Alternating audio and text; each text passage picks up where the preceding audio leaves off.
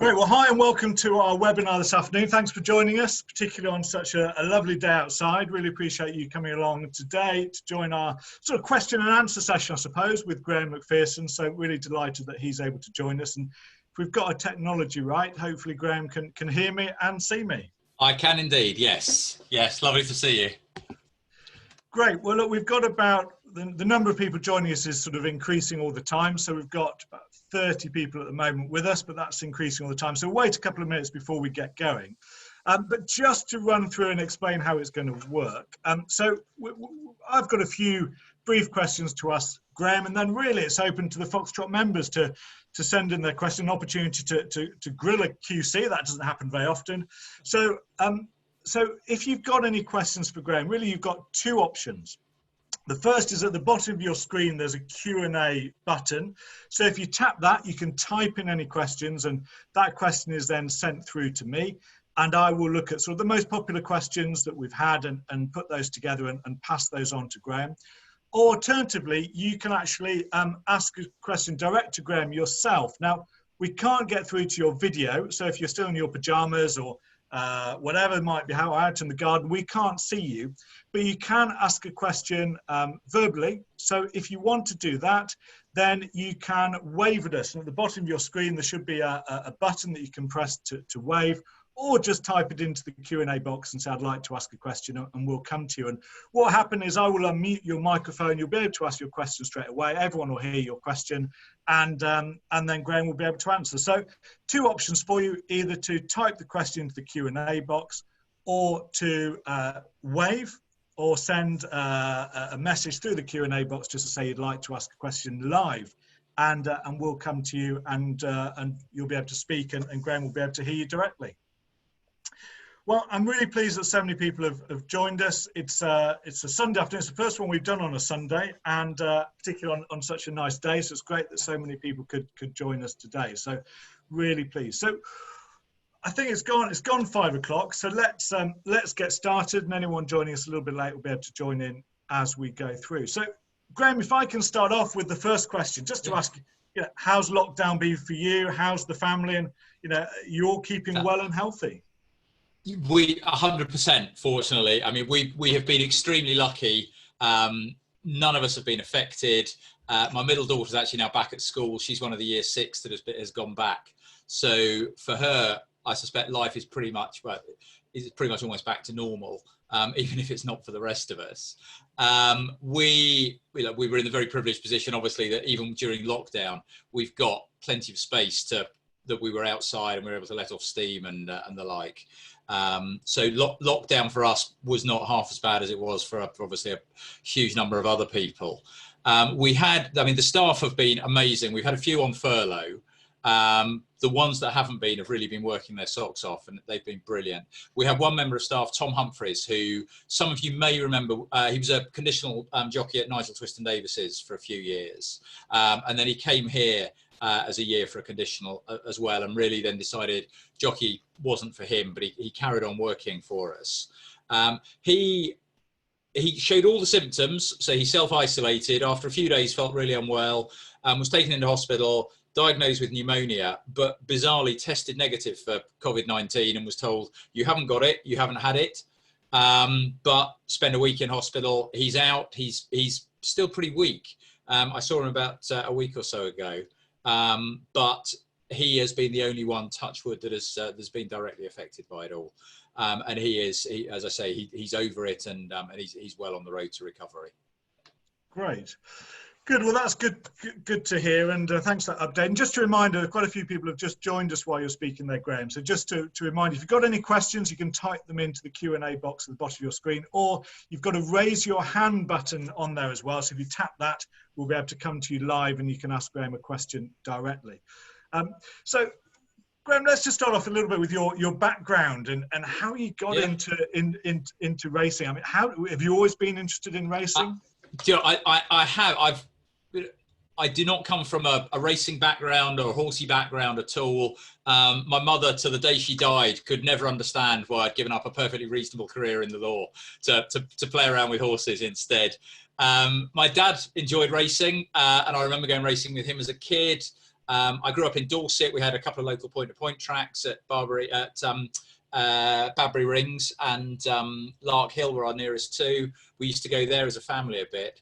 But I mean, the first sort of proper racing memory I've got is I've just always been passionate and interested about it. I can remember sort of running a book on a very, just on pennies, not on pounds at school, and leaving school, spending a lot of time racing, being lucky enough to have shares in racehorses once I started working, and then ended up with my own racehorse who was, I mean, looking back, he was appalling. But I had so much fun with him over years. He won twice, once over hurdles, once over fences. And he was a real toaster specialist. In other words, he was very slow. And he was trained by John Upson back then. But I met my wife in my 20s, and she couldn't believe that I had this passion for racing and horses, and I'd never even sat on one. So with her encouragement, I learned to ride. Secretly, I always knew when I learned to ride, well, I want to ride a racehorse. And then I spent 5.5 seasons riding in point-to-points, late 20s, early 30s. And that, for me, that was just took the whole thing to another level. It was wonderful to be involved. And John Upson very kindly let me be involved in his yard, even as an owner. And then when I started riding, I'd ride out there every weekend. Every time I managed to get a day off, I'd go up there and ride out. And just absolutely fell in love with it. And then as the riding career came to an end, probably just as well, actually. I mean, I was a dreadful rider, absolutely appalling, but it was so much fun. But the last season I was riding, I started training point-to-pointers as well. I had a fall that year that put an end to the riding, full stop, but the training has just started taking off. Unfortunately, the training went a bit better than the riding. We had our first ever runner up at Cottenham, point-to-pointing, won at 40-1. And I thought, this is easy. I don't know why everyone doesn't do it like this. But I learned it was a bit harder than that. But that was where it all started. And then from the point-to-points, we were very lucky. We had well, goodness, I think he was probably 11 when he came to us. I was called Another Rally, who had been a really good horse in his younger days, but a career that had really been marred by injury. And I suspect dropping into point-to-points 100 chases probably just made life a bit easier for him. But he had, that was his last season racing. He had 8 races. He won 4 of them for us. He won 100 chases. He was placed around Cheltenham. And he really sort of put us on the map training point-to-pointers, and we got sent a load of horses on the back of that. He's still out in the field now, actually. He's 26.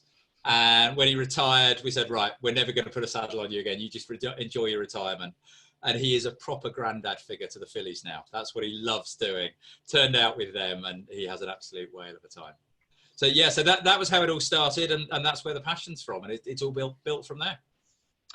So you started off some point-to-point training. Was that where you're based now? Yep, it was. So we moved. So we moved to the yard in 1994, and there was half a house and no equine facilities at all. So we were able to put a few stables up. We started with 8 stables, sort of 4 or 5 horses, and then filled the 8. We used to use Richard Phillips gallops and David Bridgewater's gallops, who are both local to us, and they were incredibly supportive, in the early days, and they are still, I would consider them really, great. They're great neighbours and great friends as a result. Even now, 20 years on. And yeah, and we were lucky enough that as we got a bit bigger, we were able to put another barn up. We had the opportunity to put a gallop in across the road, and we've got the 5 furlong hill gallop there. Then the round gallop went in, and just slowly over the last 20 years, put the facilities in until we finally got to where we are now. Brilliant. Well, let's take a question that we've had from one of our members. So Graeme would like to know, how many horses have you currently got in training? So through the summer, we've got 24 in at the moment through the summer. Come the winter, I suspect we will have somewhere between 60 and 65 proper winter horses. So our busiest time is going to be August, September, when the summer horses are on the go, when the winter horses are in training as well. And I mean, just roughly doing the maths, we'll be somewhere in the 80s during those couple of months. But yeah, for the actual core jump season for the winter, we should be around the 60-65 mark, hopefully. So Sarah's asked a very good question, and that is that it seems that training is something you've chosen to do rather than doing because of, to earn a living. But everyone seems to say that training is very stressful. So why on earth would anyone choose to do it? Well, before I answer that, I've got to tell a story. In order to get a license from the BHA, they make you jump through various hoops. And one of the things that I had to do, and I got my license 10 years ago, and back then it was an NVQ. I think it's a different qualification now, but it's still very much the same. And it was an NVQ level 3 in racehorse care and management. And I remember phoning up the university at Warwick who run that course to say, I'd like to do this course, how do I do it? And the woman was really helpful. And then she said, and why do you want to do it? So I want to be a trainer. And her reaction was, are you mad? And that was the first time I really thought, oh God, is it that bad? But fortunately we went through it. And she's right. No sane person would do it, it seems to me. It is 90% of dealing with heartache and hardship. But you know what? That 10% not only makes the other 90% worthwhile, it just makes the other 90% pale into insignificance. Because, I wake up every morning. I'm lucky. I work in a beautiful place. I work with animals that are absolutely amazing and that I love working with. I work with a team of people who are passionate about what they do. I mean, no one goes into racing for the money. Everyone that works in racing is passionate about the horses and the racing. And I cannot think of another job that I would rather do. And I'm saying that on the back of the worst season we have ever had. At times when I thought, why on earth are we doing this? And you know that you'll come through the other end, and it doesn't matter if it's been a week, a month, 3 months without a winner in a dreadful time. As soon as that winner comes, the smiles are back on the face, and there's no feeling like it. So yeah, so that is the only reason for keeping it all going, certainly. Well, let's talk a little bit about your other job, because I think we're quite intrigued by it, particularly as we've got an awful lot of sports fanatics within Foxtrot Racing. Just tell us a little bit about what else you do outside of racing. So I'm a qualified barrister. I qualified in 1993. So that means what? 27 years. God, that sounds like a long time. And I became a QC, which is basically a sort of slightly older version of a barrister, 12 years ago. I started life as a commercial litigator, which is just arguing about money. And I suspect, like most young barristers, I went into it thinking, I want to be a criminal barrister. I want to be like the guys you see on TV. And I went to do some work experience with a criminal barrister. And after a week watching him prosecute parking tickets, I thought, it's not quite as glamorous as it looks on TV. And so I ended up in a really good, they're called a set of chambers rather than a set of offices in London, specialising, as I say, in these money claims. I'd been doing it a few years. Sports law was just starting to become an area. And I suspect, with hindsight, there hadn't really been sports law before because there hadn't been very much money in sports. So there hadn't really been too much to argue about. And then as money came in and as people began to realise that they had rights as sportsmen and athletes and the like, they needed people to help them out.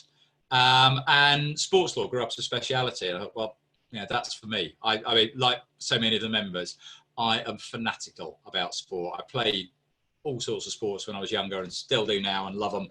And I wrote to anyone and everyone I could think of saying, please, can I do some work if you ever need any help? And the one organisation that wrote back really enthusiastically was the National Trainers Federation.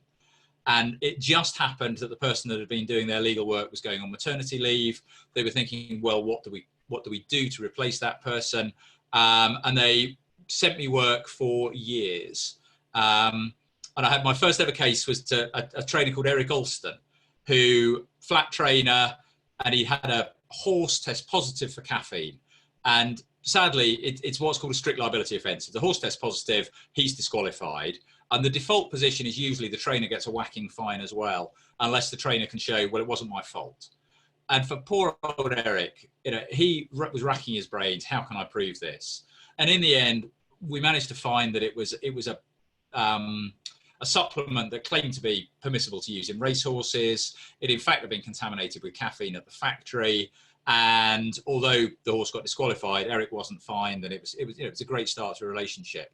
And I saw Eric actually at Haydock for the first time last year. Since then, and I would never know. You know, he and I, he's obviously on the flat. I'm over jumps. We just don't move in the same circles.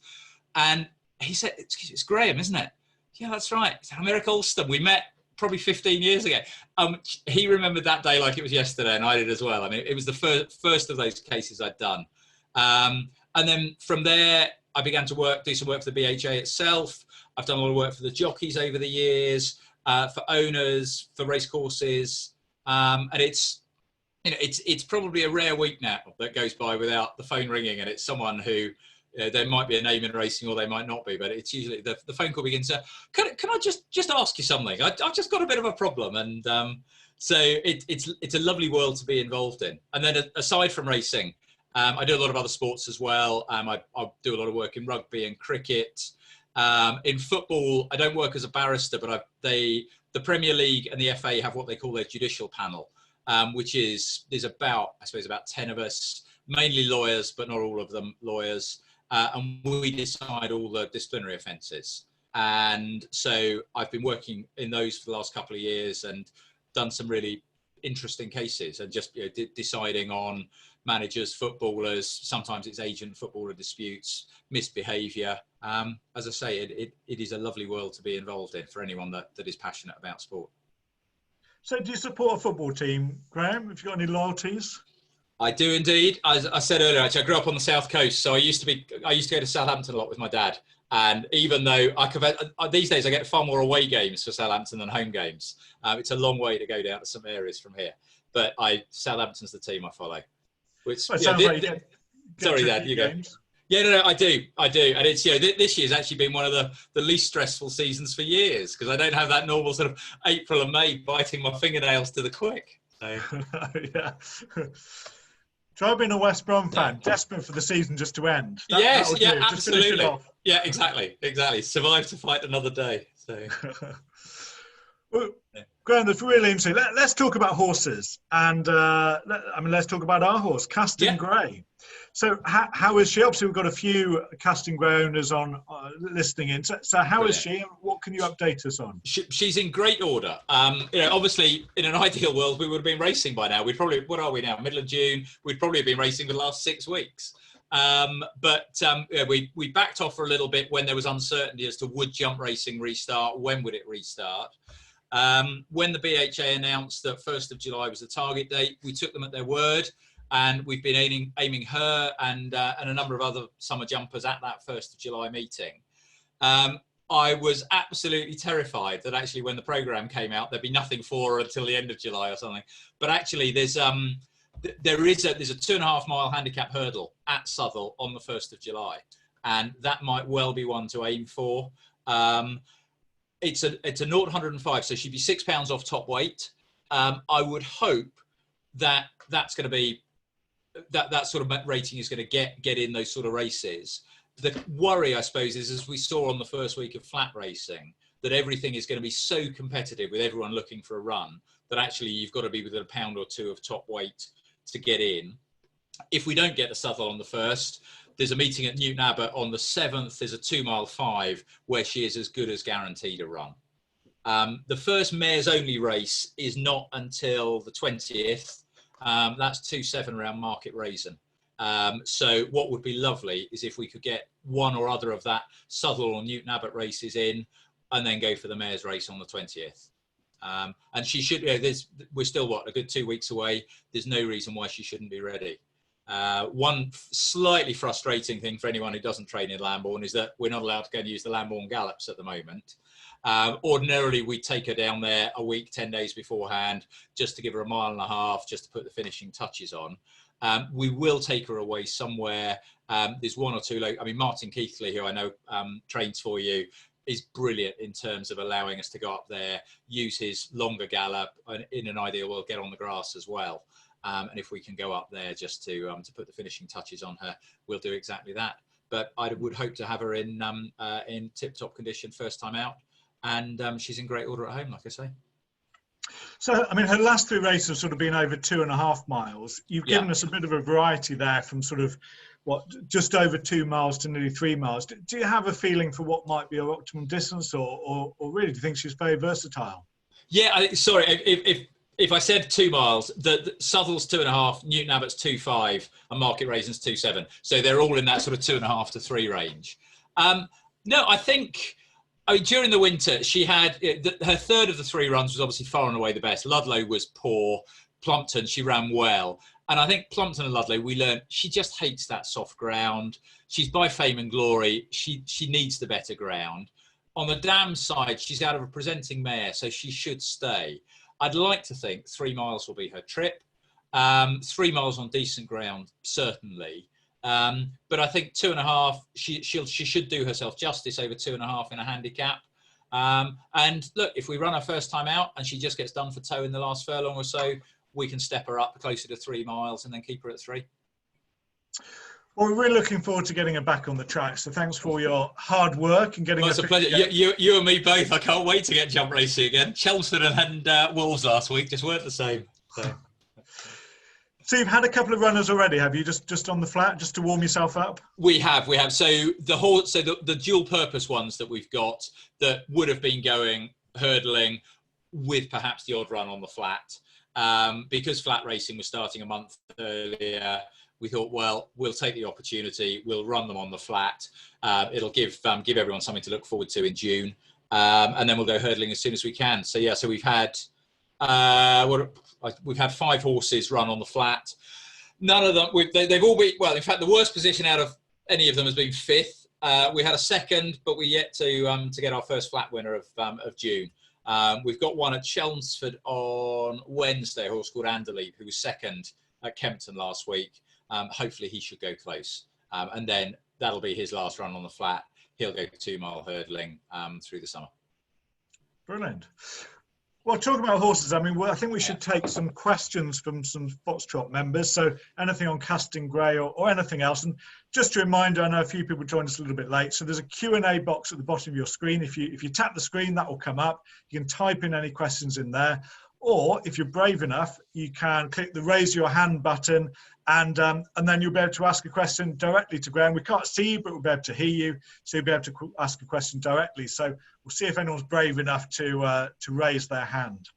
So Graeme, let's get a question. We've got a question here from David. We're talking about different horses, and his question is there any horse that we should look out for, either for the summer or for the winter, that maybe is a little bit under the radar, that you can just give us a little bit of a heads up about? I'll certainly give you one for the summer, and I'll think of a couple for the winter as well. We have a horse called High Wells, who'll be ready to run in a couple of weeks, and he's really nicely bred. He's a high chaparral horse. Seamus Mullins had him as a youngster, and he ran him on the flat at 3, rated in the 70s. Got him handicapped over hurdles at 4. And I bought him out of Seamus's yard, knowing that there was a bit of a problem with him. And I didn't know exactly what the problem was, but I guessed he probably had a touch of a leg, and that's fine. We bought him pretty cheap, threw him out in the field, brought him back in last year. And then, due to a spectacular piece of miscommunication between me and my head lad, it was only about a month later that we realised that, in fact, we were both talking about a completely different horse. And the horse that so the plan was to bring him back for decent ground last year. By the time we actually got him back for that decent ground last year, the decent ground had gone. And so he didn't run at all during the winter. So he's had a good probably 20 months off. He would have been ready to run again about a month ago. He's ready to run now. Touch wood, his leg is absolutely 100%. And he has been working as well as anything at home. We have a lad called Mark Coombs who works for me. Mark's an ex-flat jockey, retired early through injury. And he says he gives him a feel that he hasn't felt from a flat horse in a really long time. So I'd like to think he's going to be one that'll go on the flat first time out, but he's really nicely handicapped for when we go over hurdles with him. And he would be the one that I'd just say, keep an eye out for him. He should be ready first time out. but he's probably one to be looking for first time out over hurdles. So just remind us of his High Walls, was it? High Wells, High Wells. WELLS. Yeah, yeah. So, right. Yeah. Everyone's got the notepad out. Perfect. Yeah, I know, exactly. We'll be doing this again in a couple of months' time, and everyone will be going, yeah, thanks for that tip, Graeme. Brilliant 7th, yeah. That's great. So let's take another question. Anthony would like to know, you mentioned about your facilities. Could you just expand a little bit about that and tell us a little bit more about what facilities you've got at the yard? Yeah, sure. So we've got 80 boxes. They've all been built in the last 15 years. They're divided into 4 yards. We've got two yards of 30, 2 yards of 12. So whatever that comes to, 84 boxes. The yards of 12 are open, completely open. The 2 larger yards are a sort of hybrid between an American barn and a traditional sort of rectangular yard. In that the easiest way to describe them is they're an American barn with a great big hole cut through the roof. And I like that. I like the way the air circulates. It keeps them all nice and fresh, and hopefully avoids the bugs coming in. We've got 2 gallops. We've got a 5 furlong hill gallop. We've got a round gallop that's 500 meters. We've got turf schooling facilities with, thanks to the BHA not being able to agree on what sort of hurdles they have on tracks now, with pretty much every hurdle you can possibly have. And then we've got an all-weather schooling lane as well that's got the Easy Fix brush and the Easy Fix brush hurdles as well. And then we've got a big outdoor school with show jumping arenas and things like that, so that we can do a bit of schooling, particularly for the youngsters. Brilliant. And presumably you've built up those facilities as over a number of years. I mean, it sounds like you've done a terrific job in almost sort of self-designing, if you like, a facility to perfectly suit your needs. Yeah, we were very lucky because, as I say, when we moved in, it was half a house and not a lot else really. We were able to plan things as we wanted them, to build them as we wanted them. We have been incredibly lucky in that where we are, if those members that have visited the yard might remember that the yard is on one side of the road with the round gallop and some of the all-weather facilities, and then the gallop and a lot of the land is on the other side of the road. And that area of land where the gallop is now was never ours, and it happened to come up on the market, I suppose, about 15 years ago now, and we were lucky enough to be able to get it. Likewise, 3 years ago, we were thinking we were short of room to expand. We needed another barn. Where could we put it? And there was a field adjacent to us just behind the rugby club. Field came up for sale when we were able to get planning permission for another barn, and just keep everything nicely compact, but spread out enough that the horses aren't on top of each other. We've got room for, these 10 staff live on site. My wife and I and my family obviously live on site as well.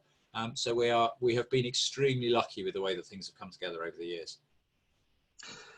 Interesting. Well, we're getting lots and lots of questions, so quite a few legal questions as well, Graeme. So we'll oh, hang on, I'll get the clock running for those. So yeah. Yeah.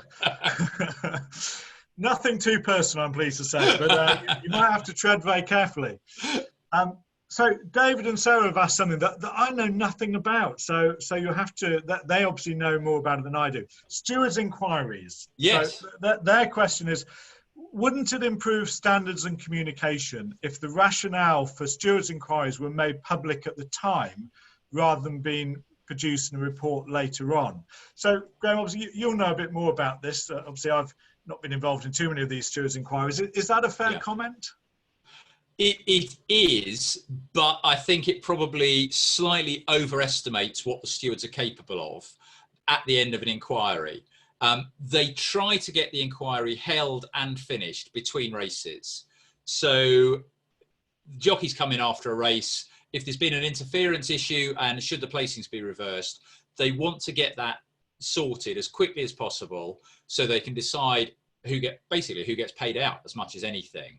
So if they have to give their decision and give reasons for that decision there and then, they're likely to think, well, it might take us half an hour to write those reasons down and get them all straight. So for that reason, they tend to say, right, we're going to leave the placings unaltered. And so that's what we'll announce. And then as the day goes on, they can actually write their reasons for that decision, and it then gets published in the end of day stewards report. I agree, it's not ideal, because for those few hours, everyone is there thinking, well, why have you decided that? I can't see why you've made that decision. Surely the answer should have been something else. And only the stewards at that point know what the jockeys have said in the stewards room. Only they know what they've really seen on. There's usually 4, 5, sometimes 6 security views that you get shown in a steward's inquiry that you don't always get to see if you're watching on TV or even on the racecourse. And so sometimes the stewards have got a much better view of a particular incident than anyone else has. And they reach that decision based on those views rather than on what you can see on TV. So that's a long-winded answer to saying, in an ideal world, I agree with them 100%. It would be better to have real instant transparency, but it's just not possible, I think, sadly. Yeah, no, that's very interesting. And another question I've had in from Alistair. He says there's been a lot of criticism of racing over the last few weeks of being sort of in a bubble, perhaps either taking too much attention of public perception or not enough. And do you have any views about, racing in general and whether or not, perhaps from your legal expertise, whether or not racing does pay enough attention to what goes on outside of that bubble that we all live in? I think that is a really difficult question to answer, because for example, there's been a huge focus on Cheltenham. And at the time, I think, probably at the time, we were all starting to think, oh, this COVID thing is going to be a bit worse than everyone thought. It's worse than just flu. But if the government are saying, oh, well, it's okay to go ahead, and there was European football going ahead and big concerts going ahead, why shouldn't Cheltenham go ahead? I think it was a real shame that it happened, that racing was absolutely in the focus over that, because it just so happened that lockdown happened, 5 days after Cheltenham finished. I think racing does have an acute sensitivity to public perception. You've only got to look at things like the whip issue and equine welfare generally. The last thing that anyone in racing wants is to have members of the public who aren't into racing thinking that sport's cruel or that sport gets it wrong. And so I think there is a real understanding within the BHA and at the very highest level that, yes, of course, we have to look after participants in racing, every participant in racing across the entire spectrum, but we also have to be acutely aware that those outside racing might not see things in the same way that members in racing do. Yeah, no, absolutely. Very, very interesting. I think those are issues that we all need to be very aware of, don't we? And tread carefully around. But at the same thing, we must make sure we're doing what's right for our own sport. Yeah. And I think whip again is the perfect example for that, because on any view, hitting a horse with anything, well, surely that's unacceptable, goes the argument. Yeah, but actually, if you understand why the jockeys are carrying the stick and why they're using it, then it becomes justifiable. You're never going to persuade everyone, and there'll be some people who will always remain unpersuaded that it's ever appropriate to use a whip. But I think the vast majority of people that know and understand why a whip's used and why a whip's carried can at least understand why it's necessary to have it. Definitely. Okay, let's get back onto the horses. You'd be pleased to know. Actually, I said I'd try and think of a winter one, wouldn't I? So, could I give 3 very quickly? And I'll give a bumper horse, a hurdler, and a chaser. We have a really nice horse called a View to See, who was second in an Irish point to point, behind a horse called French Connection that went on to do very well for Noel Mead last year. We were having him, the aim was to get him ready to run the bumper, and in fact he was declared for Haydock on the first day that racing was shut down, and I think he's going to be quite a smart bumper horse for this year. Hurdler, we've got a very nice horse called Deradan, who we ran as a juvenile last year, and I think the best thing that happened to him is he kept finishing second, so he's still a maiden for next year. He's rated in the low 120s. He's beautifully bred. He's by Australia. He was bred by Lady Bamford at Dalesford Stud. Should be a really smart flat horse, but it's just massive. And I think he's just taken time to grow into himself. And then a horse to go chasing, a horse called Dublin 4, that was a nice horse for us last year. He won his maiden very, very easily. He was placed pretty much all through the winter off marks in the 120s in handicaps. And I think he's a lovely big strapping horse. He's one to look out for when he goes chasing next year. Great. Well, thanks for that insight. It's always very interesting to hear about some other horses as well as the Foxtrot horses. So we'll look out for those, and we'll be in touch, see how they get on. Absolutely. Exactly. So a couple of other sort of training related questions. Have you got a stable jockey? Yes. So we have Keelan Woods, who is stable jockey for me. His background is he was a conditional jockey at Charlie Longstan's, was very successful at Charlie's, and probably with hindsight rode out his claim a bit quicker than would have been ideal, because he rode out his claim. It was at a time when Charlie Longston was using Noel Feely a lot and 2 or 3 other senior jockeys, and Keelan sort of fell through the cracks a little bit. And he joined me when he'd probably ridden about, he hadn't quite ridden 100 winners. He'd ridden out his claim, so more than 75. So he would have been in the 80s or the 90s. And he'd sort of lost his confidence a bit because he wasn't getting the rides. But he was first class right from the word go. You know, young enough to have real ambition and drive, but experienced enough to know exactly what he was doing. And he and I have now been sort of working together for, this will probably be our 5th season, I think, coming up. He rides a lot for Ben Case and Alex Hales as well. He obviously rode the Cheltenham winner for Ben Case. I want to say Crocodile Rock, not Crocodile Rock. Come to me a minute. In a minute, he rode last season. That really helped raise his profile, and was delighted for him. And he's starting to pick up some good outside rides as well now. I think he's a lad with a really big future. We've got a lad called Max Kendrick as conditional. Max, super lad, claims 3, probably would have come close to riding out his claim last year, if only I'd have had a better season, and if only the season had actually gone to an end. But all being well, he'll ride out his claim this year. He obviously rides at Jamie's as well, and he rides at Fergal's a lot, and he's there riding out, and they both support him. And he's a good lad with a good future. Well, I don't know if you know this, Graeme, but Keelan actually rode his first ever winner in Britain on one of our horses, Be My Light. Do you know, I did not know. I know the name Be My Light. That was at Charlie's, wasn't it? Charlie Longstan's. That's right. Yeah, I remember it. Yeah. I did not know that that was Keelan's first ever winner. Brilliant. It was, I think it was his 2nd ever ride. I think he'd had a ride earlier on the card. It was at Huntingdon. And I remember the ride very well, because coming down the home straight, it was very clear that the race was between his mount, our horse, and a horse that Tony McCoy was on. And I could just see, we could all see what was going to happen. Jumping the last, It was Tony McCoy and this 10-pound claimer, Keelan Woods. And I must say, I wasn't overly confident when they jumped the last, but in fairness to Keelan, he rode a tremendous finish and got Be My Light up just on the line. So a tremendous ride, and we've always looked out for him ever since, I think. So it'd be nice to be reacquainted and get him back in the Foxtrot colours. Oh, no, he is an absolutely super lad, and he is a very strong jockey as well. I mean, he had 3 years ago and 2 years ago, he had a dreadful time with injuries. First season, he just kept on picking up little breaks that would have him out for a couple of weeks here, a couple of weeks there.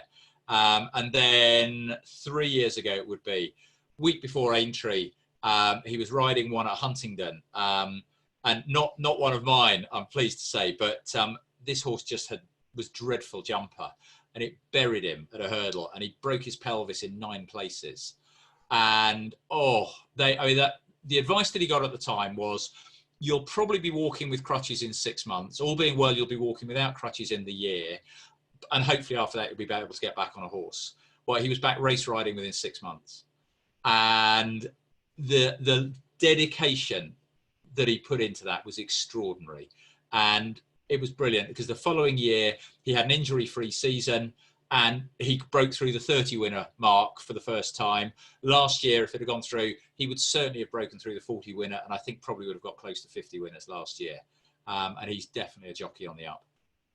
And do you find it useful to have a jockey that's coming in and presumably riding out schooling, you're able to sort of chat to a jockey or Keelan in this case, about plans and get that feedback. Do you find that useful as opposed to using sort of out of a rider coming in and just riding every now and again for you? Yeah, completely. I mean, it's when we started, we didn't have a stable jockey. We weren't big enough, and we couldn't justify it. And understandably, everyone always wanted the best available. And it was fantastic. You'd have a horse entered for the Saturday, you'd speak to the agents on the Tuesday or the Wednesday, they'd promise you the earth, and then at 10 to 10 on Friday morning, you get a phone call saying, sorry, no, he's going somewhere else. By which time you're then struggling around, and you're then phoning up the owner and saying, I know you thought we had McCoy or Dickey or whoever, but actually we're now going to have someone different. And that was one of the reasons why I was very keen to try and get a good stable jockey, so that you've got that continuity and you've got someone that's riding out at home, and you've got someone that can give you the feedback in terms of, do you know what, he just feels better left-handed than right-handed. Let's go left-handed with him and see if it makes a difference. Let's do this, let's try that. And likewise, knows the quirks of horses. And any trainer will tell you that every horse is different. The secret to them is trying to find the key to them. And if you can find the key and your stable jockey knows the key as well, fantastic. There's a lovely old story that Lester Piggott, or used to be told about Lester Piggott, and he was asked to ride a horse for a little trainer, and this trainer drilled it into Piggott that this horse will win, but you have to get there on the line. He hates it when he's in front. He does absolutely nothing when he's in front. Little trainer had the mortgage on the horse. Piggott comes out the stalls, goes straight to the front. Horse completely pigs it, gets well beaten. The trainer's there tearing his hair out. Says to Piggott afterwards, geez, what are you doing? I told you, get there as late as you can, get there as late as you can. What have you got to say for yourself? And Piggott reportedly turned around and said to him, you were right. And that you get that, and you can give some jockeys the most important instruction will be get there late, get there early, hates not to be up with the pace, whatever. And they ignore it for whatever reason. The horse runs a bad race, you come back and you're at a loss to think, well, I knew that horse had to be up there with the pace. I told you it had to be up there with the pace. You rode it out the back. We knew it was going to pig it as a result. So to have that continuity with a stable jockey and someone that really knows the horses is absolutely invaluable. Well, we've got time for just two more questions. So we've got lots of questions still coming in, but let's take a couple of those. Pat wants to know, you mentioned about facilities, but do you have any turnout for the horses? And do your horses get turned out into the paddock, after they've been on the gallops? Yep. We're lucky. We've got, so we've got about 200 acres here, and we keep about 100 acres of that back just for summer grazing, so that we can rotate the horses through there. And we tend to turn them out in groups of sort of 6 or 8 through the summer.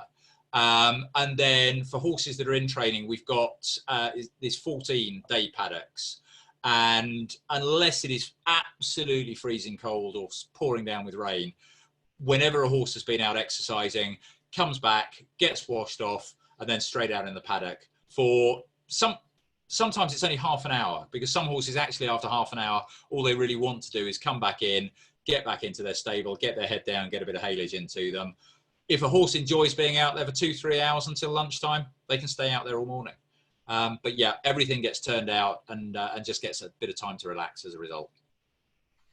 We've had a question from Martin asked about a horse that I think a lot of members will have seen on the racecourse, Ask Ben. Just asking what the sort of future holds for Ask Ben. Yeah, so he ran 2 really nice races before Christmas last year at Haydock and Cheltenham, and then we took him to Sandown, and he finished lame that day, and he's had some diagnosis done. He pulled a muscle. He's gone back to his owners for rehab, Mrs. Prouting, and they've done an absolutely amazing job there. And he is currently in pre-training with a view to coming back. And I think the plan is probably going to be novice chasing next year. He's done 2 seasons of hurdling now. The plan was always to go chasing at some stage, and I think probably this season's the time to do it. He is a super big horse. There's no reason why he shouldn't take the chasing. His point-to-point form was very solid. And he is one to be excited about this year, certainly. We're lucky enough also to have been sent his little brother, full brother, who he's not named yet. We call him Baby Ben on the yard. And that may also end up being his racing name. But he's one to look out for. He should hopefully get to the track this winter as well. Brilliant. Well, Graeme, the last question that we're going to fire at you is actually one about Casting Grey. And Joy's just asked, could you just tell us what sort of training program Casting Grey is going through at the moment? So obviously we're building up towards a race. We're sort of, 2 or 3 weeks away from a race. Just sort of Monday to Friday, you know, how often will she do a piece of work? What would she do? How often would she go up the gallops?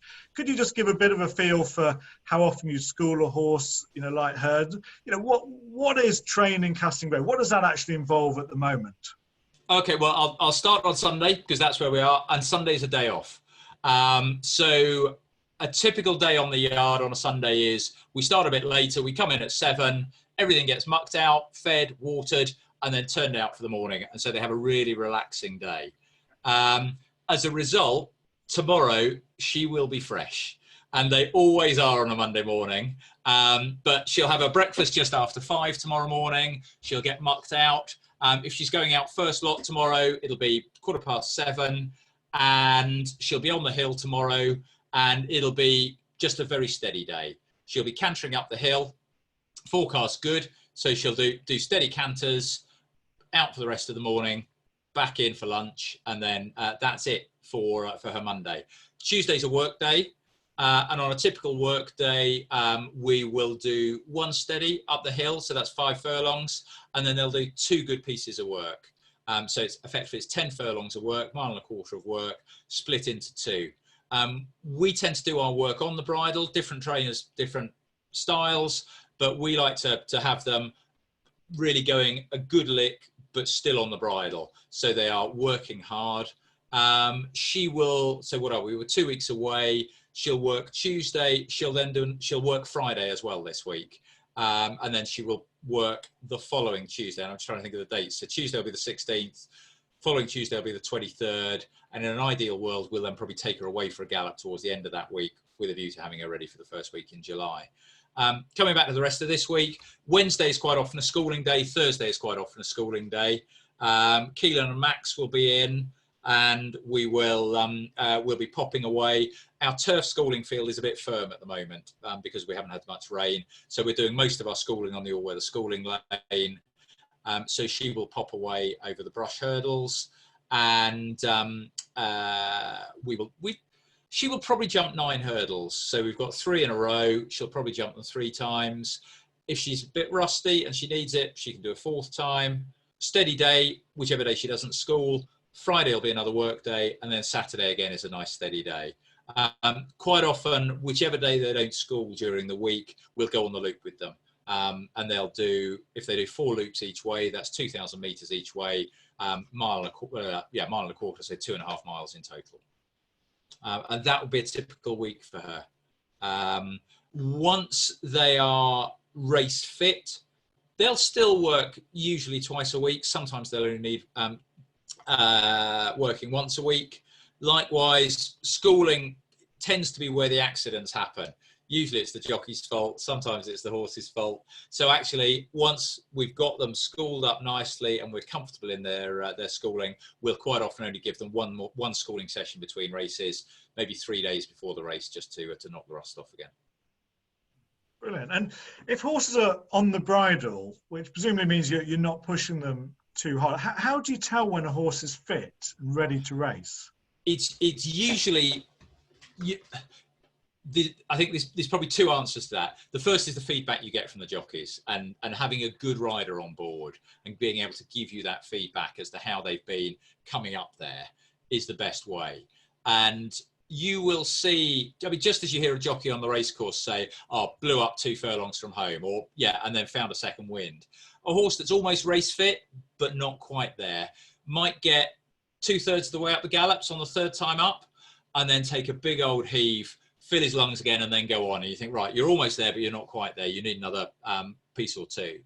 And then the other thing is how quickly they recover after their work. And again, you hear the phrase on the racecourse, oh, he had a really good blow afterwards. And usually that is, if a horse that has a really good blow for a good long time, then there's a bit of fitness still to come. And again, we can tell that on the top of the gallops. You'll get the feedback from the jockeys after they've walked off. Yeah, recovered really quickly, or no, had a good blow, probably just needs a bit more. Well, Graeme, thank you very much indeed for joining us and for all your time. It's very much appreciated. I know you're very busy with both being a racehorse trainer and also your other career. So we really do appreciate you joining us this evening and giving up your time. So thank you very much indeed. It's an absolute, can I just say, I mean, I appreciate, I can't see everyone. I know they can't see me. But I mean, this is speaking from the heart, and it is speaking not just on my own behalf, but for everyone that's involved in racing. You know, owners have been so patient for the last, it's more than 3 months now. And that patience has been so appreciated because, you know, we know how difficult it's been for everyone. We've really appreciated the messages of support, the patience that everyone's shown, and just, you know, the enthusiasm for, right, we're all going to get through this together. We're all going to be racing again. We're all going to be enjoying it again. We don't know where, but just keep on going. And it is genuinely what keeps everyone going on the yard, knowing that we're all going to get through it. So thank you all so much.